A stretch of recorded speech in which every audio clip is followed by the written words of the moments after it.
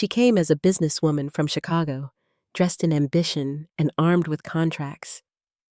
But the land had another name for her.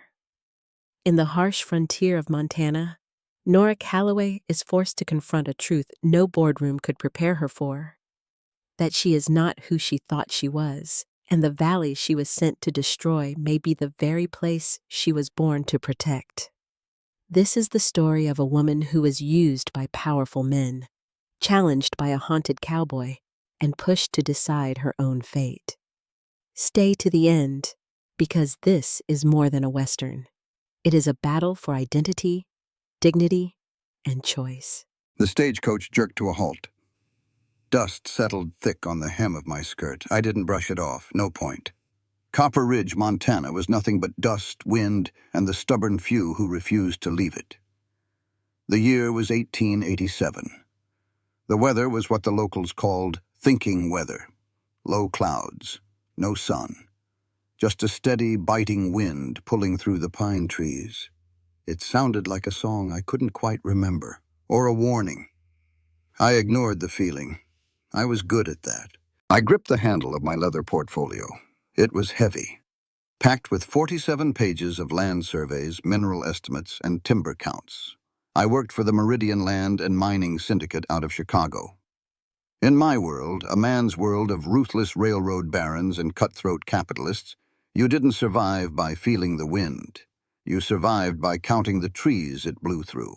340 acres, that was the Hargrove property.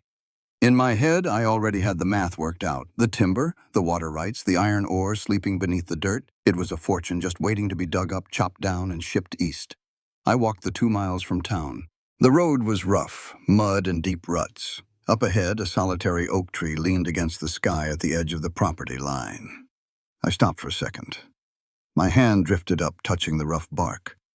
I didn't know why I did it. I pulled my hand back, adjusted my high collar, and touched the small silver button at my throat. Just a habit, grounding myself.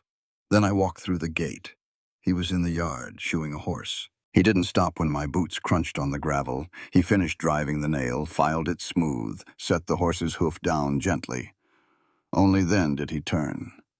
Eli Hargrove, 38, according to the syndicate's file. Tall, shoulders built by hard labor, not by the cut of a tailored suit.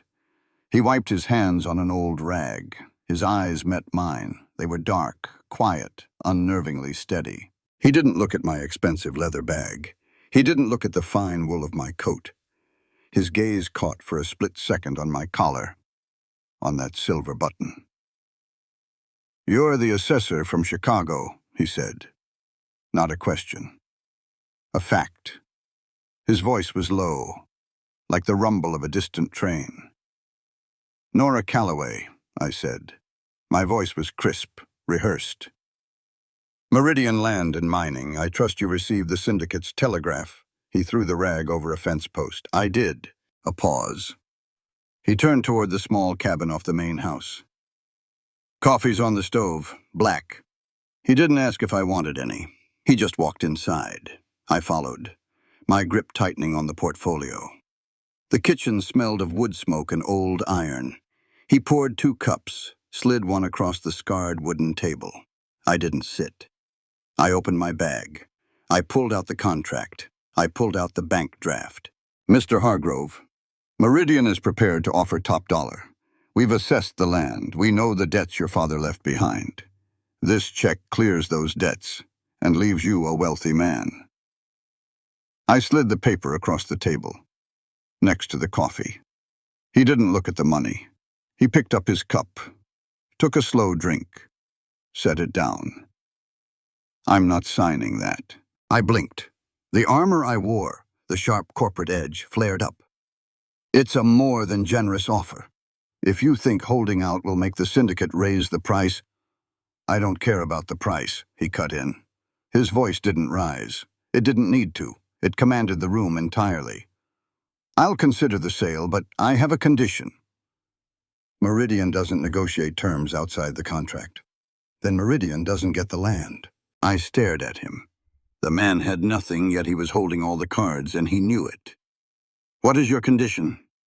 3 weeks. "Excuse me?" You stay here, in the guest cabin. 3 weeks. You live on the land. You see it. If you still want to buy it exactly 3 weeks from today, I'll sign your paper."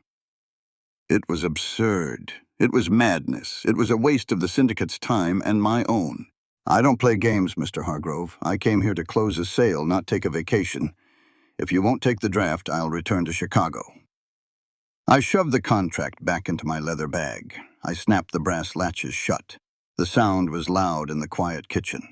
I turned on my heel. I walked out the door, down the porch steps, back toward the dirt road. The wind whipped up again, biting at my cheeks. I expected him to call out, to stop me, to negotiate. Men like him always broke when the money walked away, but it wasn't a shout that stopped me. It was a voice, low, carried perfectly on the bitter wind. "I've been waiting 10 years for you, Nora." I froze. My breath hitched in my chest. My name. Not Miss Calloway. Nora. And 10 years?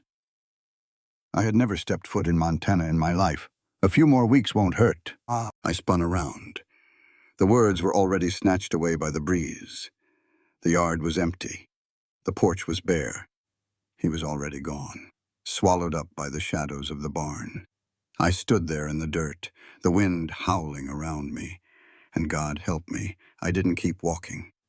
I watched her from the shadows of the barn. She didn't run. Most city folks do when the wind comes down off the ridge like that. It howls, it bites through wool and gets right into your bones. But she just stood there in the dirt, her back straight, her hand gripping that leather bag like it was a shield. Then she walked. Not back to town. She walked toward the guest cabin. She passed the old oak tree near the fence line, the one that leaned east. She stopped. I saw her hand come up. She touched the bark, just the tips of her fingers brushing the rough wood. It was an instinct, something deeper than the tailored coat she wore or the corporate math running through her head. She touched her collar, the silver button. My chest tightened, a dull ache right behind my ribs. 10 years. I turned away from the barn door. The horses were quiet. The smell of sweet hay and old leather usually calmed my mind. Not today. Today, the smell just brought it all back. 10 years ago. 1877. The wind had sounded the same the night my father died. I was 28. I sat in the chair beside his bed. The room smelled of camphor and defeat. His breathing was a wet, ragged sound, like a saw pulling through damp timber. James Hargrove wasn't an evil man. But the West didn't care about good or evil. It only cared about who survived the winter. 1867 had been a bad year. The creek ran dry. The grass turned to brittle wire. We had cattle, hundreds of head, and they were dying. Next to us was the Voss place, small spread. Just a man, his wife, and a little girl. But they had the deep spring, the water. My father tried to buy it. Harlan Voss said no, so my father used the law. He used the bank. He found a loophole in the boundary claim. He squeezed. He didn't use a gun, but he might as well have. He choked them out. The bank took the Voss place. My father took the water. We survived. They didn't. Harlan broke. He packed his wagon and headed east. Died of cholera in Missouri. His wife didn't last the winter. The little girl, Nora, was put on a train to St. Louis, handed over to an orphanage. My father never spoke of it, not until the night his lungs filled with fluid. He grabbed my wrist. His grip was weak, trembling like a dry leaf. "I stole it, Eli," he whispered. The words bubbled up with blood. "I bought our lives with theirs. The land, it don't want me. It never forgot." He pointed a shaking finger at the iron lockbox on his dresser. "There's a ledger, a deed. Find her, find the girl, give it back. Promise me, Eli, clear my name before God." He died an hour later, the wind howling against the glass.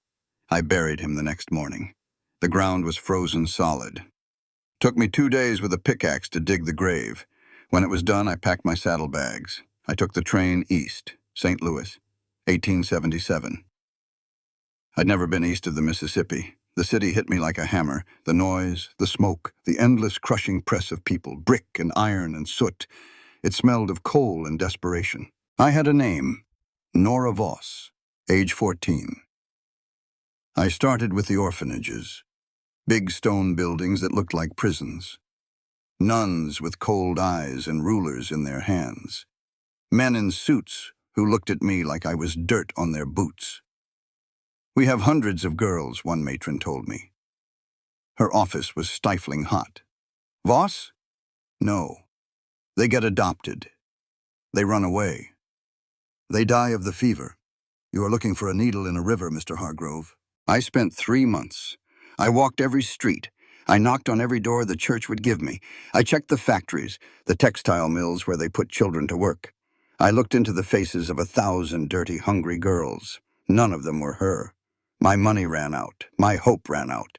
I realized she was gone, swallowed by the great grinding machine of the East. Adopted, maybe, or dead. The trail was cold.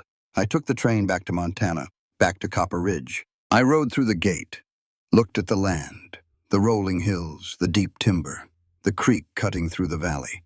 It was mine now, but it felt like stolen goods. I made a vow, right there in the saddle. If I couldn't find her, I would hold the land until she found me, however long it took. It wasn't easy. The railroad men came first. Fat men in pinstripe suits offered me cash. I told them to get off my porch. Then came the mining syndicates. Meridian, the worst of the bunch.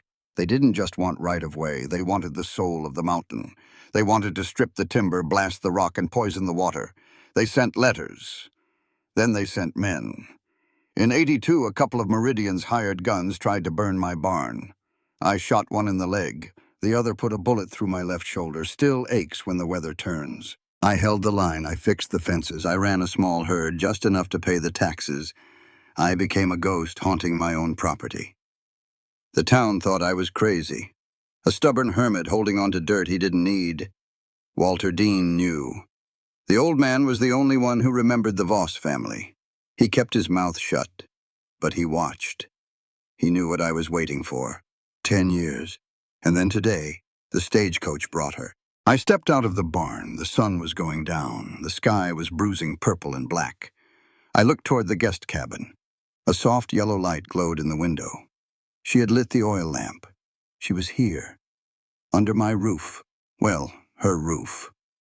I should have felt relief. I should have walked over there, handed her the deed, and walked away clean. Debt paid. Soul settled. But I couldn't. I watched her silhouette move across the window, stiff, rigid.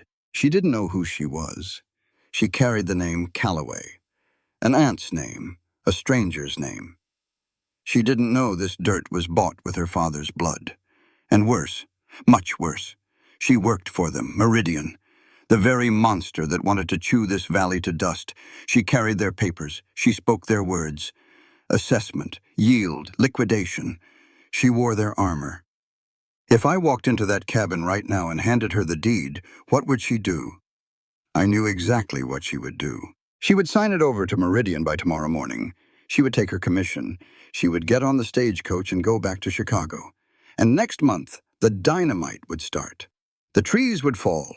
The water would run black. She would destroy her own legacy because she didn't know what it was. I pulled my hat down low against the wind. That was why I gave her the condition. 3 weeks. It wasn't a game. It wasn't a trick to get a better price. It was the only way. She had to stay. She had to freeze in the morning. She had to smell the pine. She had to hear the creek running over the stones. She had to feel the dirt under her boots. The blood in her veins came from this place. I had to believe the land would wake it up. I had to break the corporate shell she wore. I had to strip away the Meridian Syndicate. I had to make her see the land not as timber to be cut, but as something breathing, something alive. Only then could I give it back to her. If she left after 3 weeks and still wanted to sell it to the devil, then the devil would have it. But she was going to make that choice with her eyes wide open. The wind died down for a second. The night grew absolutely still. I looked at the light in her window one last time. 10 years of waiting was over. The hard part was just beginning. I turned and walked toward the main house. The floorboards creaked under my boots. I made coffee. I sat in the dark, and I waited for morning. I woke up shivering. The fire in the cast-iron stove had died sometime in the night. The cabin was freezing, colder than a Chicago winter, colder than a banker's smile. I didn't mind. The cold kept my head clear. I broke the skim of ice in the wash basin with my thumb, splashed the stinging water on my face, dressed in thick wool, laced my boots tight. I grabbed my leather portfolio and stepped out onto the porch. Day 3, 18 days left. The air was sharp. It smelled of damp earth and pine needles. I took a breath. My lungs burned. It felt good. I started walking. I had a job to do. I was an assessor. I didn't get paid to look at the scenery. I got paid to put a price tag on it. I headed west toward the ridge. The ground under my boots was uneven, rocky, good for nothing but holding the earth together, or holding iron ore. According to the syndicate's maps, the main vein of ore ran straight through the north face of the ridge. I pulled out my notebook, a pencil. I started doing the math. To get the ore out, we would need to blast, dynamite, hundreds of crates of it. The blast radius would take out the entire north face. The timber would have to be clear-cut first. Pine, spruce, valuable lumber. We could float it down the river, sell it to the railroad camps. Then there was Elk Creek. I stood on the bank. The water was clear, cold, moving fast over smooth gray stones.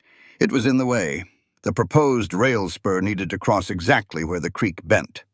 The engineers back in Chicago had a simple solution. Dam it up, redirect the flow, choke it off, let the valley dry out so the tracks could be laid straight. I wrote it down. Redirect Elk Creek. Dam construction, estimate 3 weeks. You're standing on an artery. I jumped. My pencil dug a hard black line into the paper. I turned. Eli Hargrove was sitting on his horse. A big roan gelding. He was 10 yards away. I hadn't heard him approach. Not a sound. He didn't wear a gun, just a worn leather coat and a hat pulled low. An artery, I repeated. I closed my notebook. It's a water source, Mr. Hargrove, and it runs right through a proposed commercial transit line. It runs through the valley, he said. He didn't raise his voice. He didn't have to. The wind just seemed to carry his words to me. It feeds the lower pastures. It feeds the timber. You dam this creek, everything downstream turns to dust in 2 months. I stiffened. My engineers calculate a minimal ecological disruption. Your engineers are in Chicago. He swung down from the saddle. His boots hit the dirt with a soft thud. They don't know the dirt. They only know the paper. He walked toward me. He didn't look angry, just tired, like a man explaining a sunrise to someone who refused to open their eyes. Come here, he said. He didn't wait for me. He walked past me, heading upstream. I hesitated. Then I followed. My boots slipped on the wet rocks. His didn't. He stopped near a grove of tall, pale trees. Their leaves were small and round. They shivered in the wind, a constant nervous trembling. Aspens, he said. Populus tremuloides. Look at them. I see trees. Look at the leaves. They catch every breath of wind. Even when you can't feel it on your face, they feel it. They shake. They make a sound, like rain. I listened. He was right. A soft, rushing sound filled the grove. That's the sound of life, he said quietly. Now look over there, across the valley, beyond my property line. I followed his gaze. In the distance, a mountain loomed, but it wasn't green. It was a jagged, ugly scar of gray rock and yellow dirt. A mining claim. Abandoned 2 years ago. Hear that? He asked. I strained my ears. I don't hear anything. Exactly. No birds. No wind in the leaves. No water over rocks. It's dead. They blasted the rock. They poisoned the water with mercury to get the gold out. Now nothing grows, nothing breathes. That's the silence of a grave. I looked back at the aspens, the leaves dancing, the soft rushing sound. Progress requires a price, I said, but the words tasted like ash in my mouth. They sounded rehearsed, hollow. Eli looked at me. His dark eyes didn't hold judgment. They held something worse, pity. A price, he repeated softly. And who pays it, Nora? The men in the tall buildings back east? Or the things that actually live here? He didn't wait for an answer. He took the reins of his roan and walked away, leaving me alone in the trees. I stood there for a long time. I opened my notebook.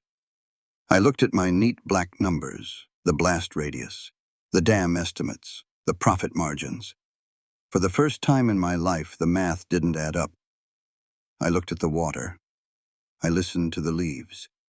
My hand trembled, just a little, like the leaves. I closed the book. And I didn't write another word that day.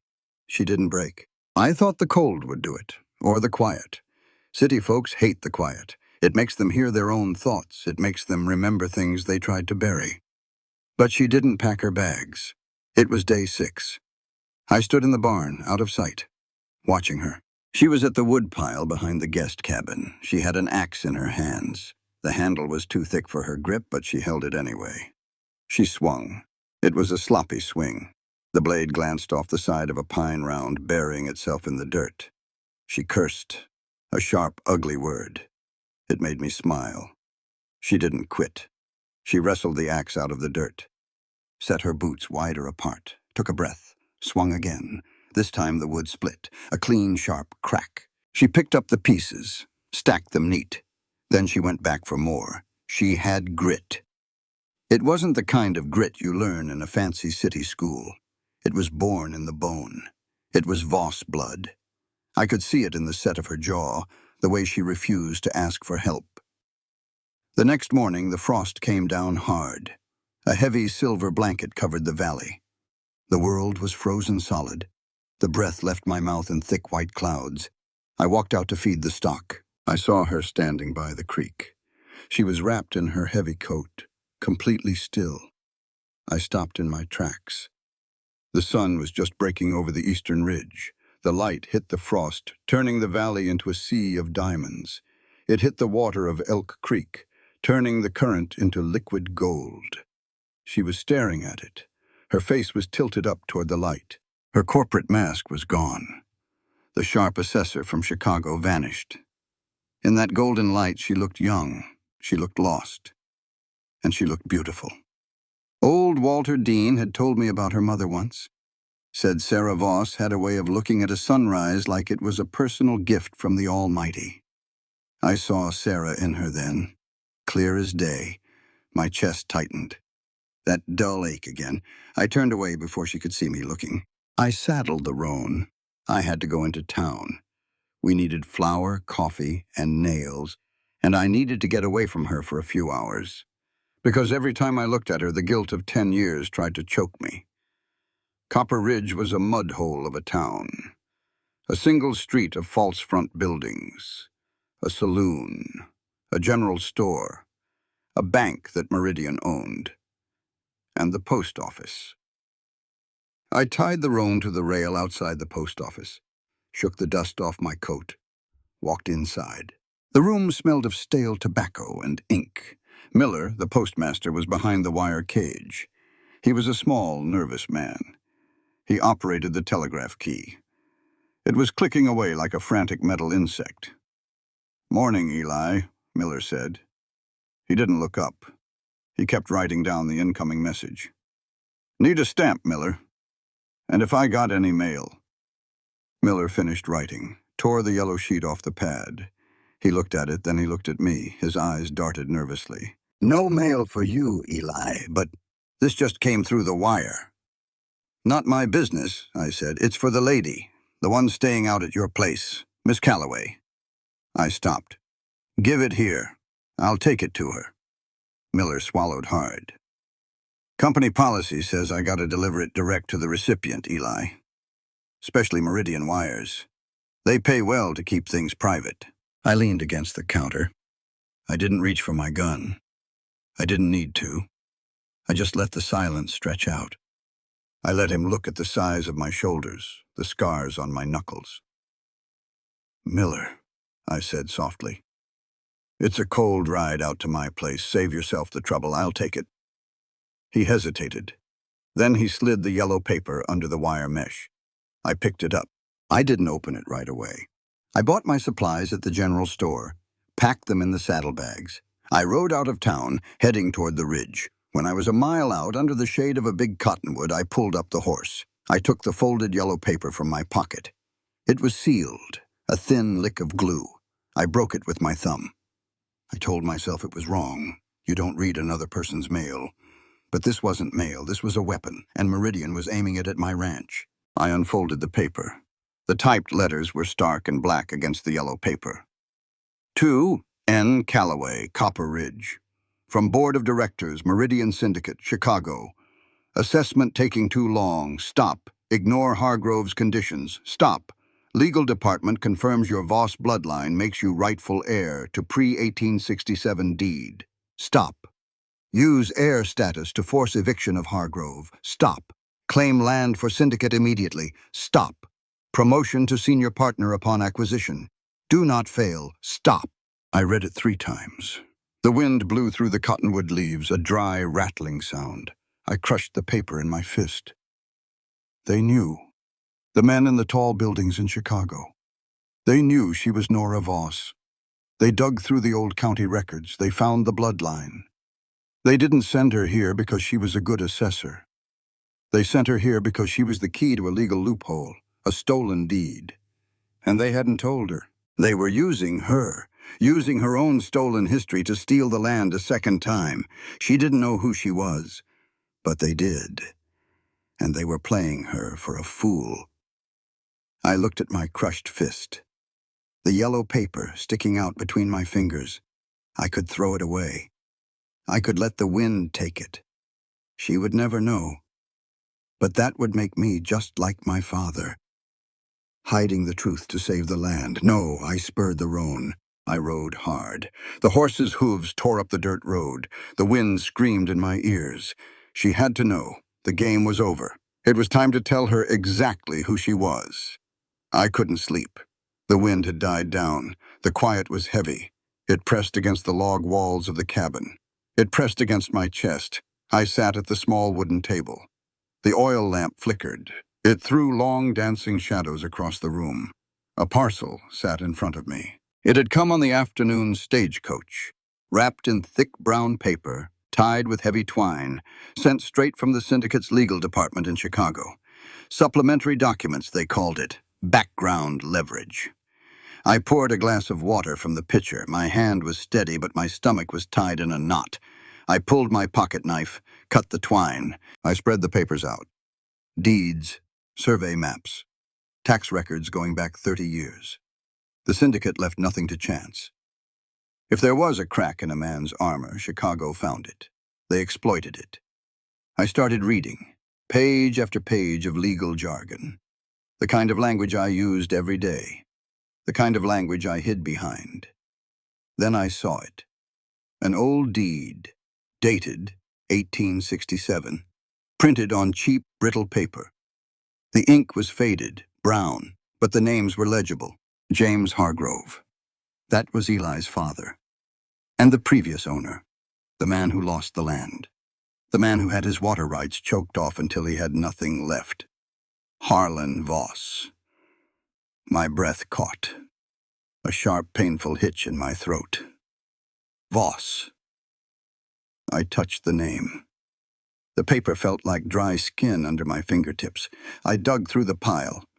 Frantic now, I found a memorandum from the head of the legal department, addressed to the Board of Directors. Research confirms the orphan placed in St. Jude's Asylum, St. Louis, 1867, is the biological daughter of Harlan Voss, adopted under the name Calloway. N. Calloway is the sole living heir to the Voss claim. Dispatch her to Copper Ridge. Her bloodline supersedes the Hargrove claim in a court of equity. She is the key. The letters blurred. My chest heaved. I couldn't get enough air. The cabin felt incredibly small. The walls were closing in. They knew. My bosses, the men who praised my work, the men who promised me a partnership. They didn't send me here because I was the best assessor in the firm. They sent me here because of my blood. I was a loophole, a legal technicality, a pawn. I stood up so fast the chair crashed backward to the floor. I grabbed the edge of the table. My knuckles turned white. 34 years. For 34 years, I thought I was nobody, an orphan, a blank slate. I built myself from the ground up. I wore expensive coats. I learned big words. I made myself into a weapon for the syndicate. And the whole time they were just holding my own history over my head, using it to steal the land that belonged to my dead father. I walked to the door, pushed it open. The night air hit me like a slap, cold, clean, sharp. I stepped onto the porch. The sky was an ocean of black glass, scattered with a million stars. I had never seen stars like that in Chicago. Out there, the smoke hid everything. Out here, there was nowhere to hide. I leaned against the rough wooden post. I didn't cry. I didn't know how to cry anymore. But a dry, tearing sound ripped out of my throat. A sob that had no tears. A shadow moved by the main house. A match flared, a brief bloom of orange light. It caught the hard line of a jaw, the brim of a hat. Eli. He didn't say anything. He walked across the yard. His boots made soft, rhythmic crunches on the frozen dirt. He carried 2 tin cups. Steam rose from them in the cold air. He stopped at the bottom of the porch steps, handed me a cup. Tea, dark and bitter. I took it. The heat burned my palms. It felt real. It felt grounding. He sat on the top step. He didn't look at me. He looked out at the dark silhouette of the ridge. "You found it," he said. Not a question. I stared at his broad back. "How did you know?" "I've known since the day you walked through the gate." Silence stretched between us. Just the wind and the stars. "My father," I whispered. The words tasted strange, foreign. "His name was Harlan. He was a good man," Eli said softly. "Stubborn. Loved this valley. Loved your mother. He dug the first irrigation trench with a rusted shovel. Broke his back doing it." I gripped the tin cup. "Your father ruined him." "Yes." Eli didn't flinch. He didn't defend the dead. "My father took his water, took his livelihood, drove him east." "Why didn't you tell me? Why play this game for a week? The 3 weeks? The conditions?" My voice was rising, shaking. "Why let me stand here like a fool?" Eli turned his head. His dark eyes caught the starlight. "Because if I handed you the truth on day 1, you would have signed it over to Meridian. You were wearing their armor, Nora. You spoke their words. You had to feel the dirt first. You had to know what you were giving away." I looked down at the dark tea. "I have nothing," I said. The corporate shield was gone, shattered on the cabin floor. I was just a woman standing in the cold. I don't belong to Chicago. And I don't belong here. I'm just a name on an old piece of paper." Eli stood up. He stepped onto the porch. He was close now. I could smell wood smoke and leather. "A piece of paper doesn't give you the right to belong," he said. His voice was a low rumble, solid as the ground beneath us. "Blood doesn't even give you that right. You earn the right to belong. You stand in the cold. You watch the sun come up. You decide." He looked down at me. "You are not a tool for those men in Chicago, Nora. And you are not a tool for my father's redemption. You're a Voss, and tomorrow we're going to prove it." He didn't touch me. He didn't need to. He turned and walked back into the dark, leaving me alone under the constellations. But for the first time in my life, I didn't feel completely empty. I felt a root taking hold. Morning came pale and sharp. The frost was thick. The breath of the horses plumed in the cold air. I tightened the cinch on the roan. I didn't look toward the guest cabin. I didn't know if she would be there. Last night, I watched her break. It's a hard thing to watch, When a person realizes everything they built their life on is a lie, most folks crumble, they pack their bags, they run back to what's familiar, even if it's poison. I heard a boot hit the dirt. I turned. She was walking toward the barn. She wasn't wearing the tailored city coat, she was wearing a heavy canvas work jacket she found in the cabin. Her hair was tied back, her face was pale, but her eyes were steady. She wasn't running. "Saddle the bay," I told her. She didn't ask questions. She walked into the stall. She threw the heavy western saddle over the bay mare. She didn't ask for help with the cinch. She pulled it tight herself. We rode out. We didn't head for the ridge. We didn't head for the creek. We headed south, toward the edge of the property, where the timber gave way to a rocky draw. We rode for an hour. The silence between us wasn't empty, it was full, like a river right before it reaches the banks. A small cabin sat nestled in the draw. Smoke curled from the stone chimney. A dog barked on the porch. An old hound, blind in one eye. Walter Dean stepped out the door. He was 74. Skin like tanned saddle leather. Eyes like chipped flint. He'd lived in Copper Ridge before there was a ridge to name. Walter looked at me. Then he looked at her. He didn't say hello. He just took off his hat and nodded. "Bring her inside, Eli," he said. His voice sounded like dry leaves scraping over stone. We tied the horses, followed him in. The cabin smelled of dried sage and old coffee. Walter pointed to a chair near the fire. Nora sat. She looked small in the oversized wooden chair, but she sat straight. Walter went to a heavy cedar trunk in the corner. He knelt. His joints popped in the quiet room. He unlocked it with an iron key. "Your father came to me before he died, Eli," Walter said. He didn't look back at us. He rummaged through the trunk. "Told me what he did. Told me he couldn't live with the ghost of Harlan Voss sitting on his chest. Asked me to keep a record, just in case." He pulled something out. It was wrapped in oiled canvas. He carried it to the table. He folded the canvas back. A dress. Faded blue cotton. Simple. Practical. The kind of dress a woman wore to bake bread or pull weeds. It smelled faintly of lavender and dust. Nora stood up, slowly, like she was in a trance. She walked to the table. "That belonged to Sarah Voss," Walter said quietly. "Your mother. She left it behind when Harlan packed the wagon. Didn't have room. I went to their place after they left, found it, kept it." Nora reached out. Her fingers hovered over the faded fabric. "Look at the collar, girl," Walter said. Nora looked. There was a row of buttons running down the chest, silver buttons, stamped with a tiny, intricate flower pattern. But the top button was missing, just a frayed knot of thread where it used to be. Nora's breath hitched.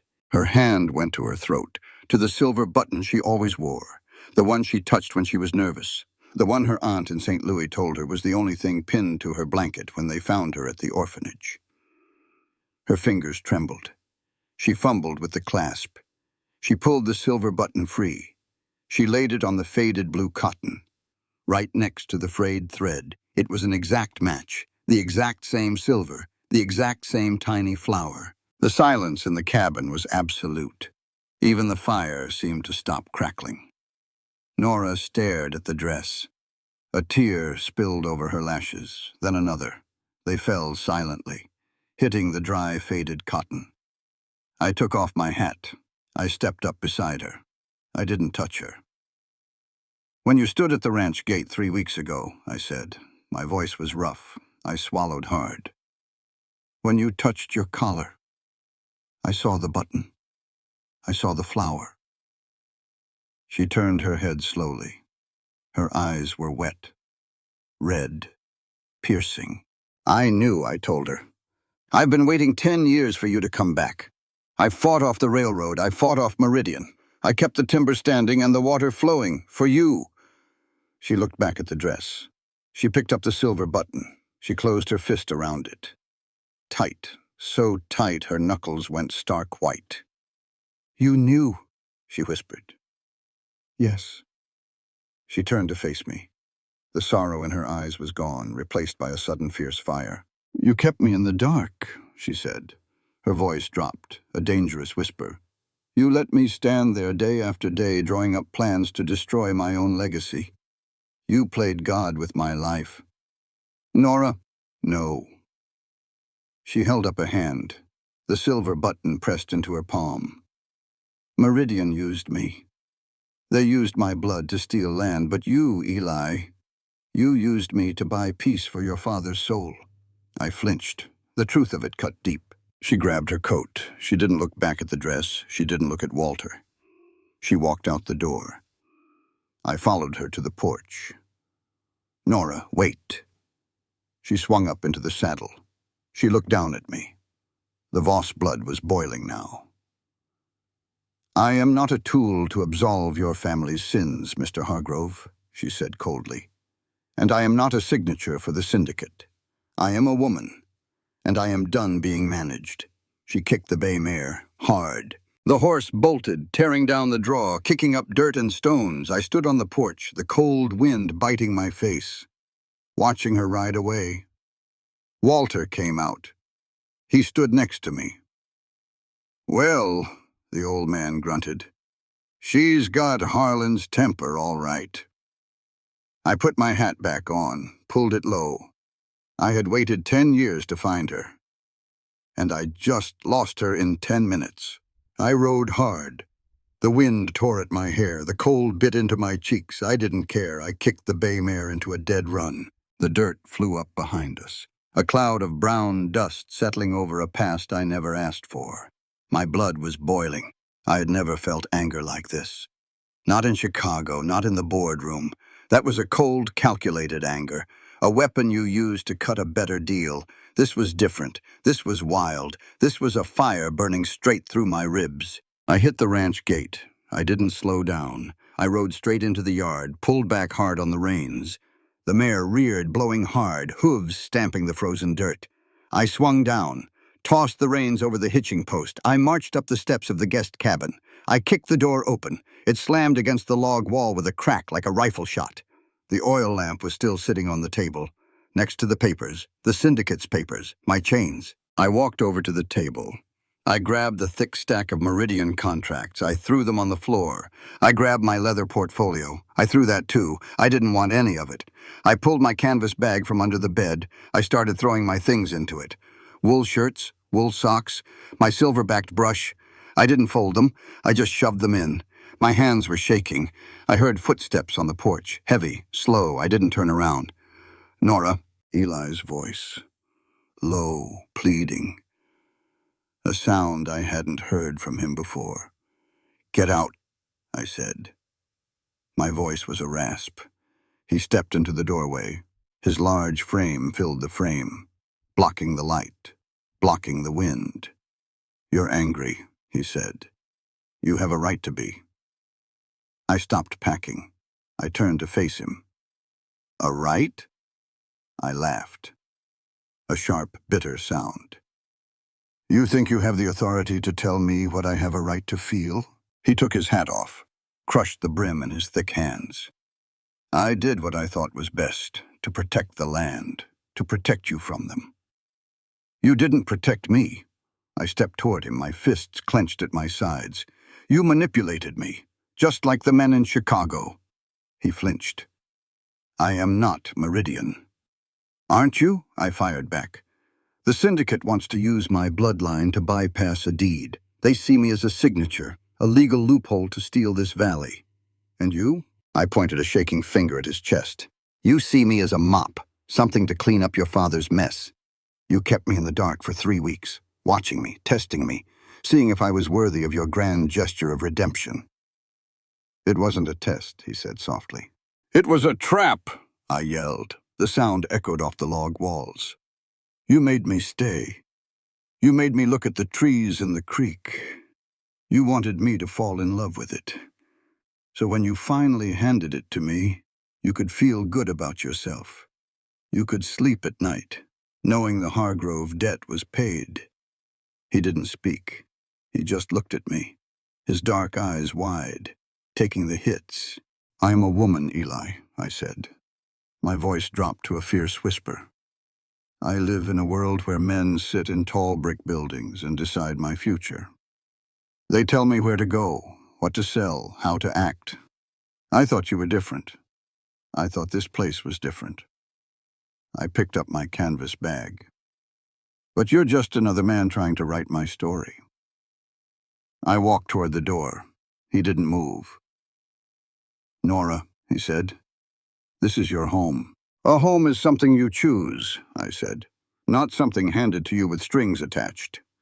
He finally stepped aside. I walked out. I didn't take the bay mare. I wasn't going to owe him a horse. I started walking down the dirt road, the same road I had come up on the stagecoach. It was a 2-mile walk to Copper Ridge. The wind picked up. It howled through the pines. I kept walking. The heavy canvas bag dug into my shoulder. My boots hit the frozen ruts in the road. I didn't look back. Not once.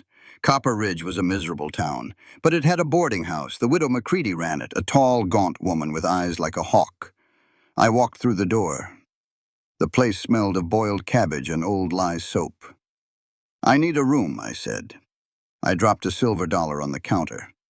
She looked at my dusty boots, looked at my face. She slid a brass key across the wood. Top of the stairs, room 4. Don't make a mess. I took the key. I climbed the stairs. The wood groaned under my weight.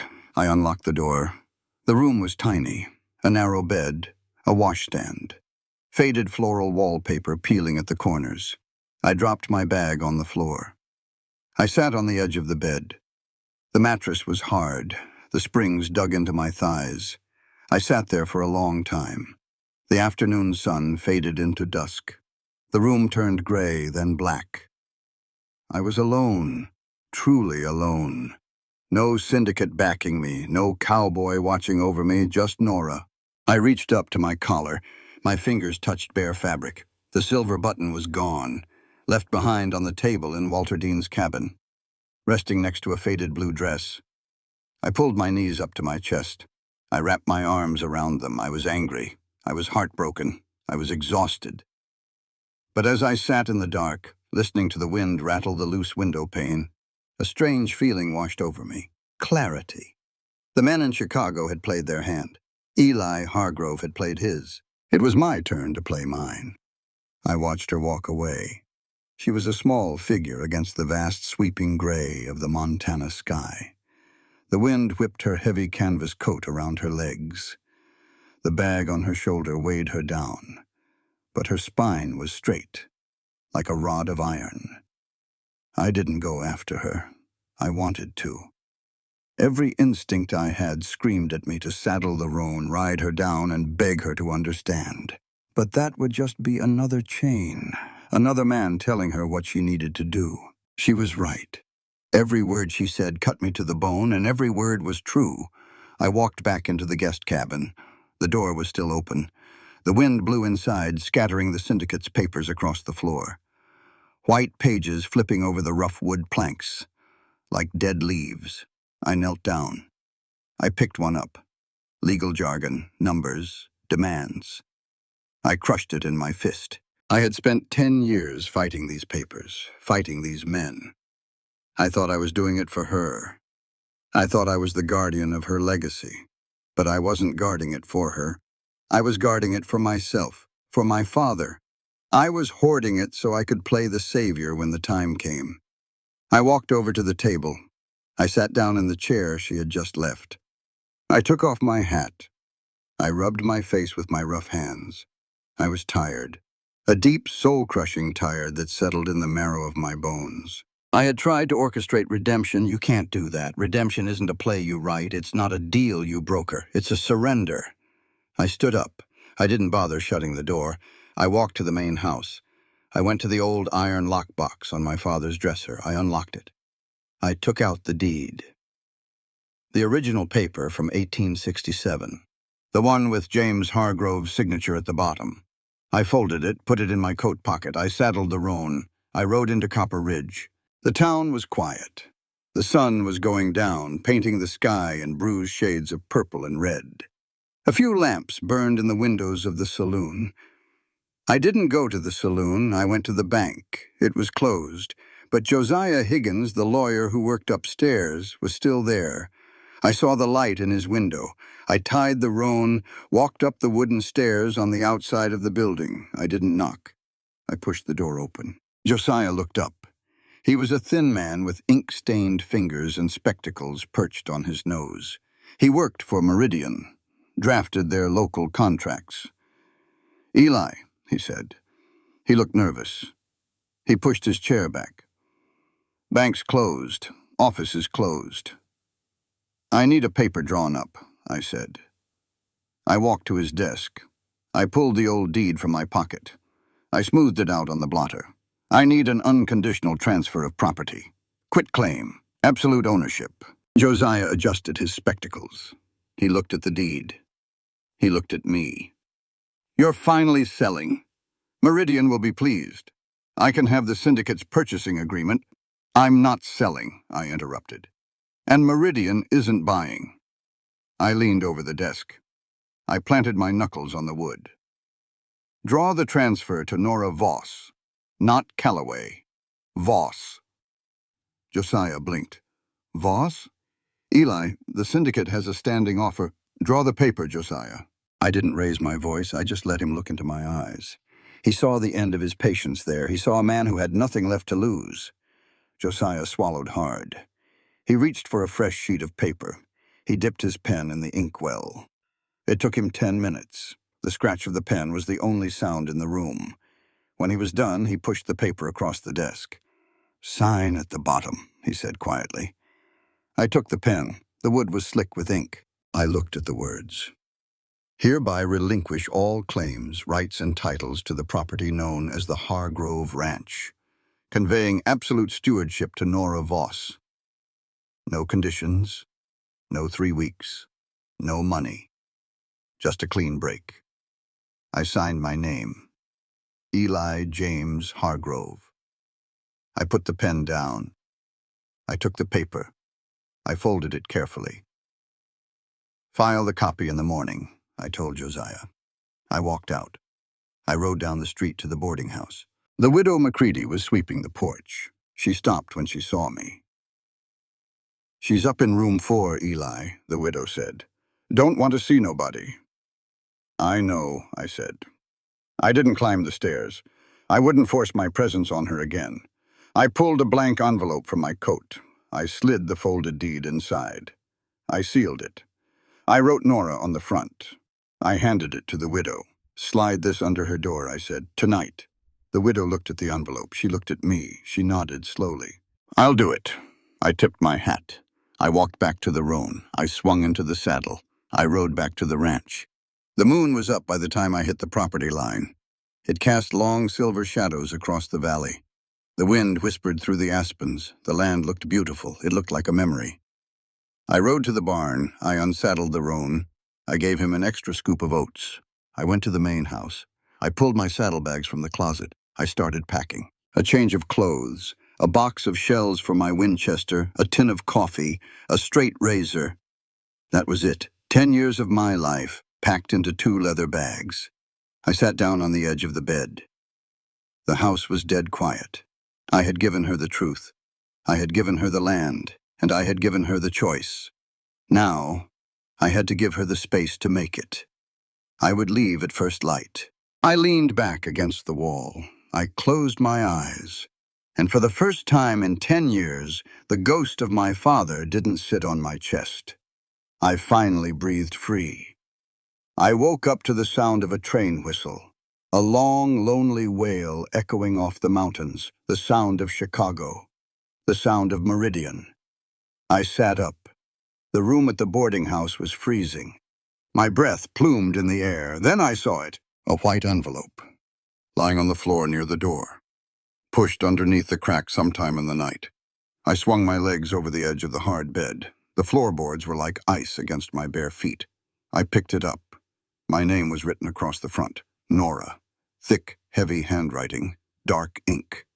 I broke the seal, pulled out a single folded sheet of heavy paper, a quitclaim deed, stamped by the Copper Ridge Bank, signed by Josiah Higgins, and at the bottom signed by Eli James Hargrove. I read the words, then I read them again. Unconditional transfer, absolute ownership, conveying stewardship to Nora Voss. Voss, not Calloway, not the Meridian Syndicate. Me, no conditions. No 3-week wait. No money traded. He had just handed over 10 years of his life. He handed over the soil, the timber, the water, and the blood. He gave it all to me, and then he walked away. I sat back on the bed. The paper trembled in my hands. I had been so angry yesterday, angry at being used, angry at being a pawn in a game of ghosts and guilt. But this wasn't a game. This was surrender. He didn't want to control me. He just wanted to make it right, and he was willing to lose everything to do it. A heavy knock sounded on the front door downstairs. Voices, loud, confident. Men who were used to getting what they wanted. I walked to the window, pushed the curtain aside. 3 men stood on the porch, wearing expensive wool suits and bowler hats. The man in the middle was Richard Sterling, Senior Vice President of Land Acquisition for the Meridian Syndicate. My boss. He had come all the way from Chicago. Day 21, the deadline. I dressed quickly. I didn't put on the tailored coat I had arrived in. I put on the heavy canvas jacket from the ranch. I walked down the narrow stairs. Sterling was in the parlor. He looked out of place. Too clean, too sharp. The widow Macready was glaring at him from the kitchen door.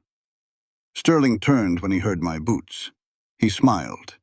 A predatory flash of white teeth. "Nora," he said. "Good to see you.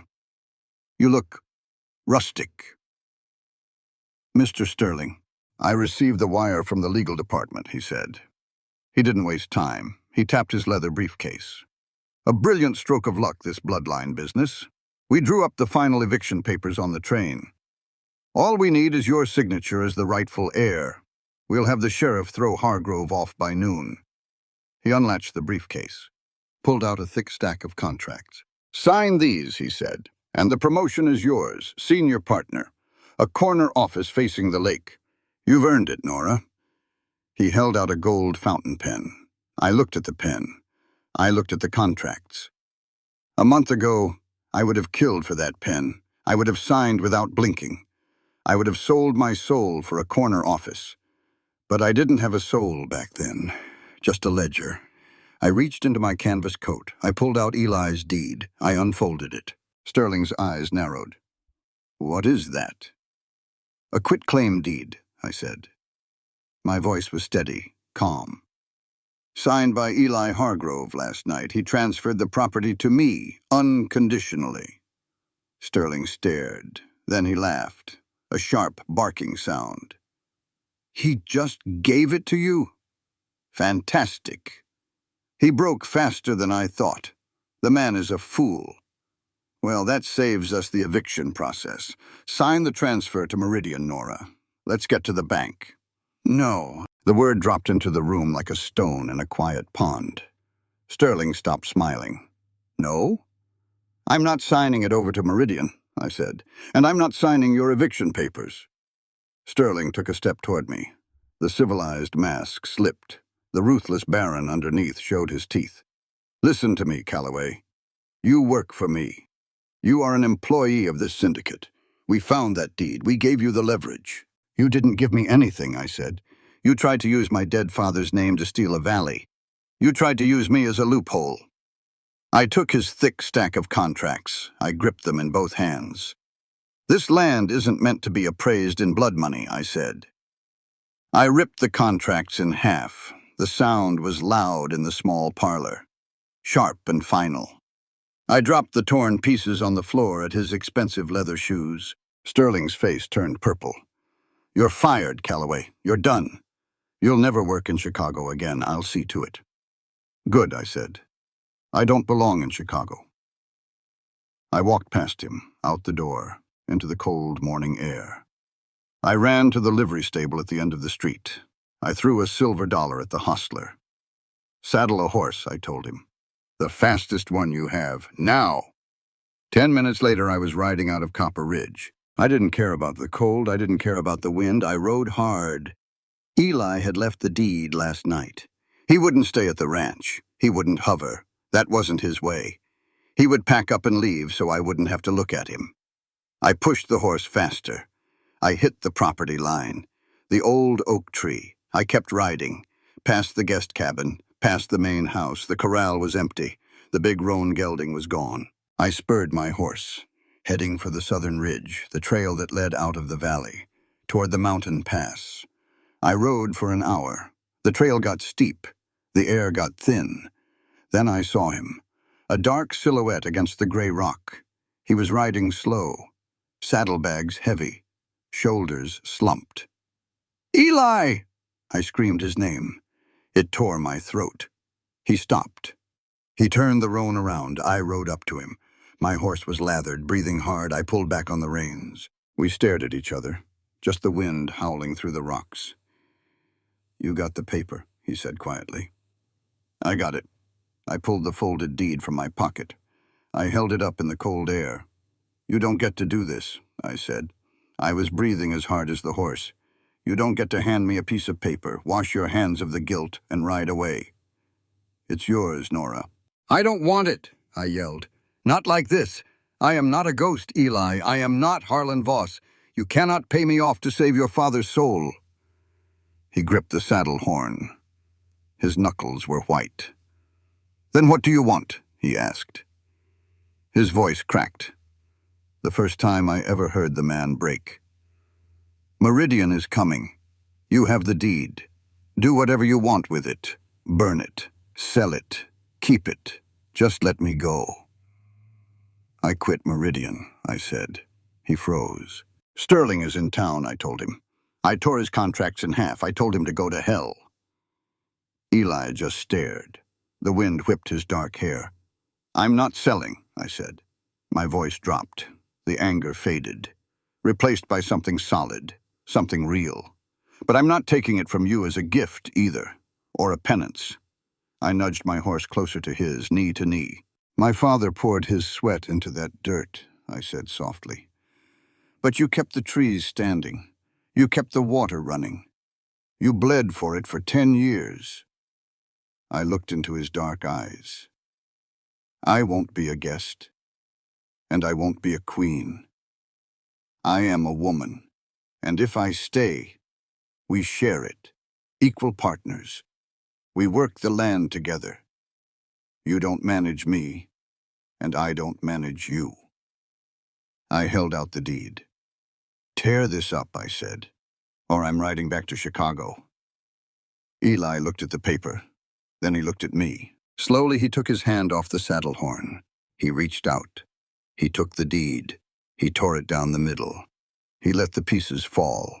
The mountain wind caught them, whisked them away over the edge of the ridge, white confetti against the gray rock. He looked at me. A slow, tired, beautiful smile broke across his face. "Come on," he said softly. "Let's go home." The bank in Copper Ridge had never seen anything like it. Josiah Higgins sat behind his heavy oak desk.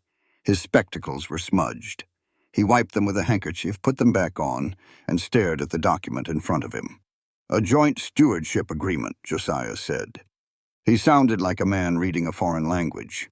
"Equal division of labor, equal claim to profits.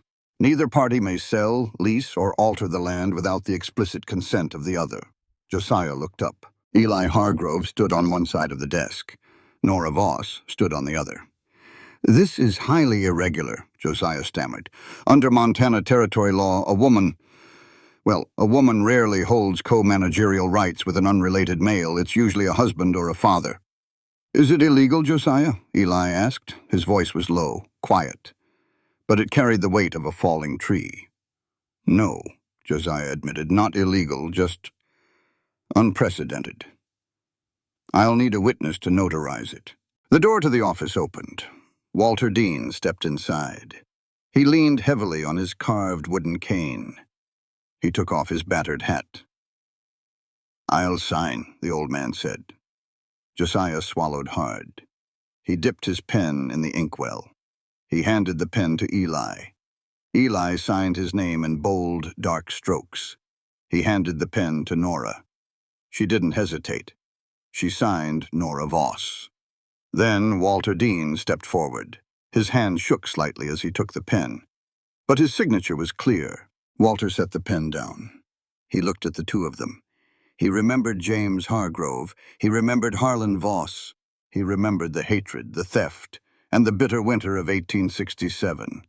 He looked at the piece of paper on the desk. "Good," Walter grunted. One word. It was enough. They walked out of the bank, out into the muddy street of Copper Ridge. The Meridian men were gone on the morning train. The town was quiet again. They mounted their horses. They rode back toward the ridge. They didn't talk much. They didn't need to. The silence between them had changed. It was no longer a wall to hide behind. It was a space they shared.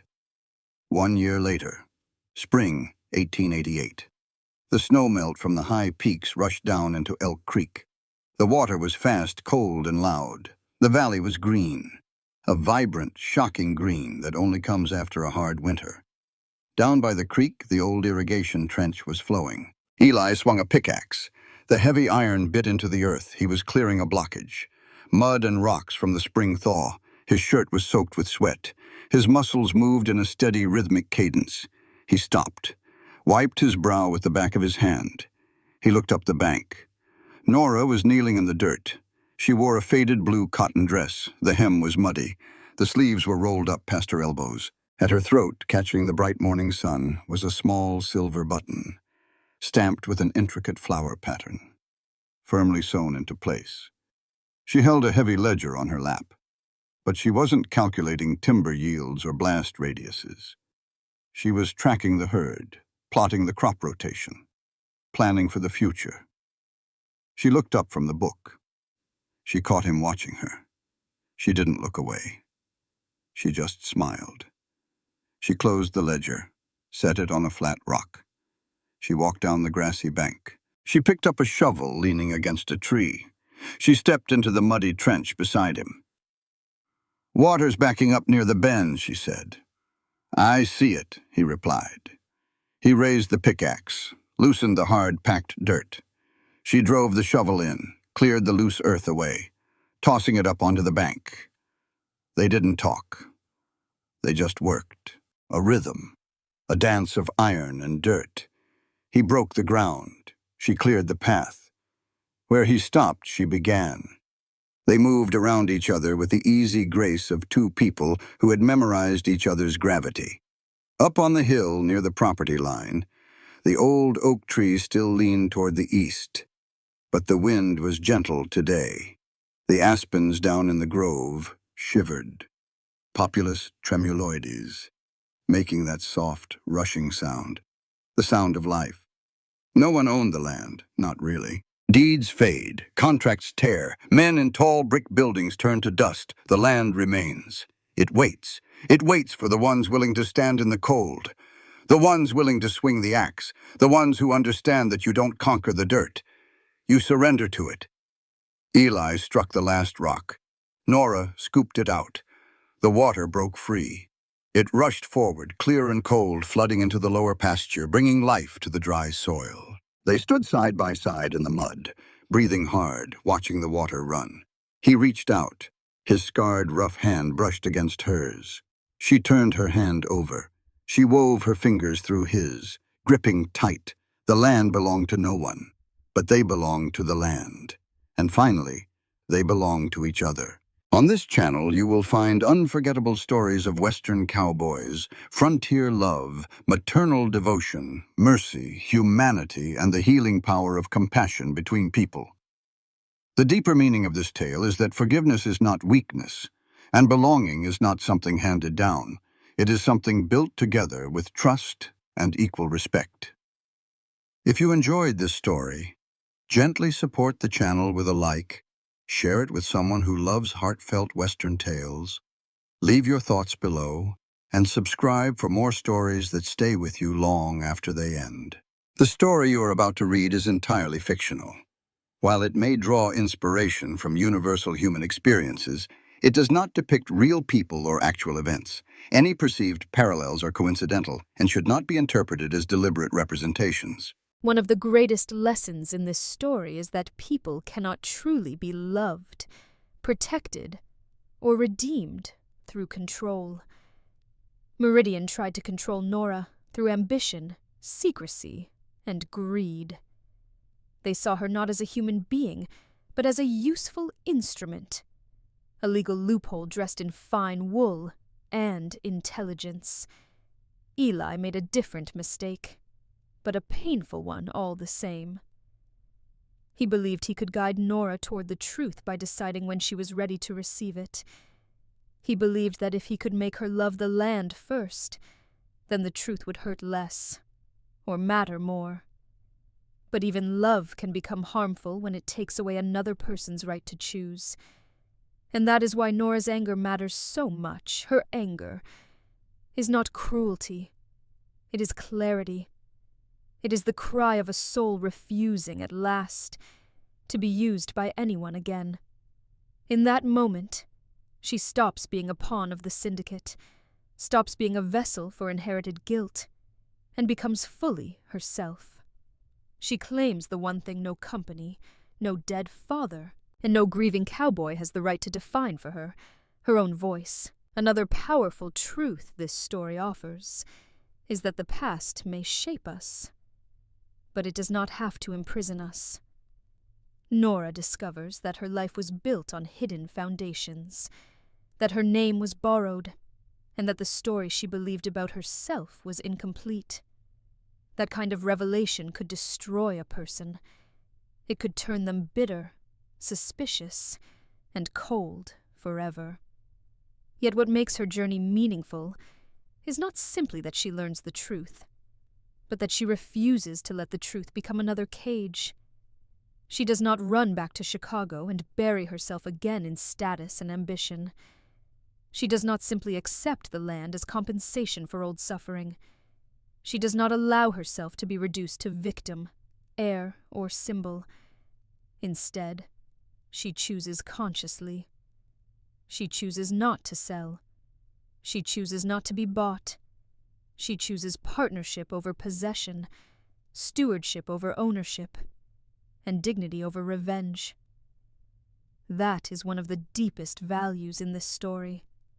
Real strength is not found in domination. It is found in the courage to choose wisely when pain gives you every excuse to become destructive. The land itself carries its own lesson.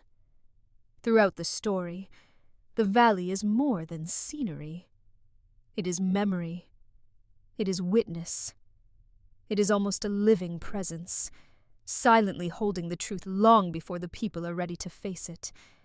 The creek, the aspens, the frost, the wind through the pines. These are not there only for beauty. They remind us that progress without conscience leaves graves behind it. The men in Chicago looked at the valley and saw timber, ore, rail lines, and profit. Eli, and eventually Nora, learned to see something different. A breathing world, a place where every decision ripples outward through water, soil, animals, and human life. That lesson still matters deeply. In every age, there are those who look at the world and ask only, "What can I take from it?" But this story asks a better question. What am I responsible for? And that question changes everything. It turns land from a commodity into a trust. It turns inheritance from privilege into duty. It turns survival into stewardship. There is also a quiet but profound lesson here about love. Not the easy kind. Not the kind built on fantasy, rescue, or grand speeches. The love in this story is hard-earned.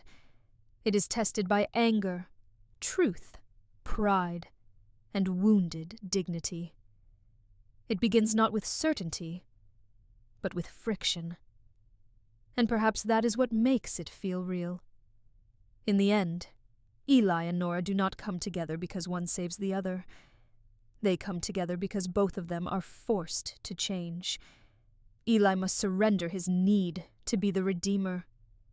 Nora must allow herself to trust without surrendering herself. Their union matters because it is not built on debt. It is not built on guilt. It is not built on power. It is built on mutual choice,